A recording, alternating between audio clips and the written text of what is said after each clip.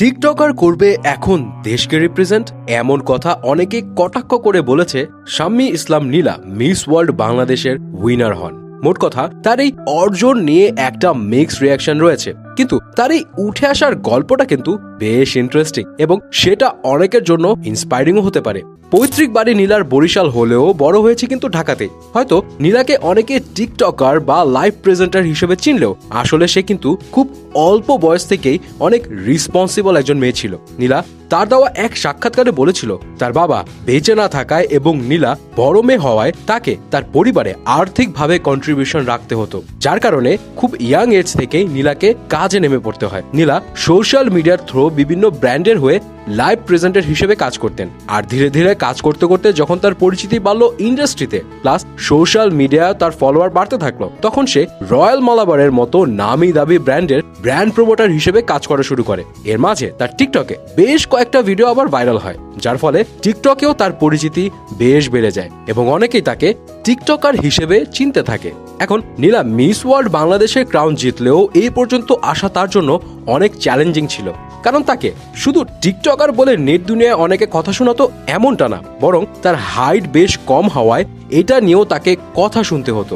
আর এমন বিউটি কম্পিটিশনে কনফিডেন্সের পাশাপাশি ফিজিক্যাল স্ট্রাকচারও অনেক ম্যাটার করে। যেহেতু নীলাকে শুরু থেকে তার হাইট নিয়ে কথা শুনতে হতো, তাই খুব স্বাভাবিক তার এই বিষয় নিয়ে একটু হলেও ইনসিকিউরিটি কাজ করত।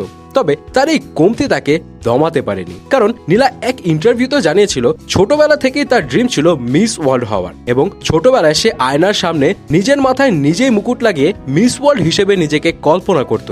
হয়তো ছোটবেলা থেকে তার এই ইচ্ছা শক্তিটাই তাকে তার কমতিগুলো চাপিয়ে মনের জোর বাড়াতে সাহায্য করেছে। এছাড়া এই মিস ওয়ার্ল্ড বাংলাদেশের মুকুটের জন্য তাকে বেশ ভালো মতোই প্রস্তুতি নিতে হয়েছিল। এই প্রতিযোগিতার প্রস্তুতির কথা বলতে গিয়ে নীলা জানান যে হিলস পরে হাঁটার প্র্যাকটিস করার জন্য তিনি নিজের বাসাও হিল পরে থাকতেন, হিল পরে খেতে বসতেন, আবার হিল পরে ঘুমাতে যেতেন। প্রায় 3000 প্রতিযোগীর মধ্য থেকে কয়েক ধাপে বাছাই হওয়ার পর ফাইনালি দেশের সেরা সুন্দরী মুকুট ওঠে নীলার মাথায়।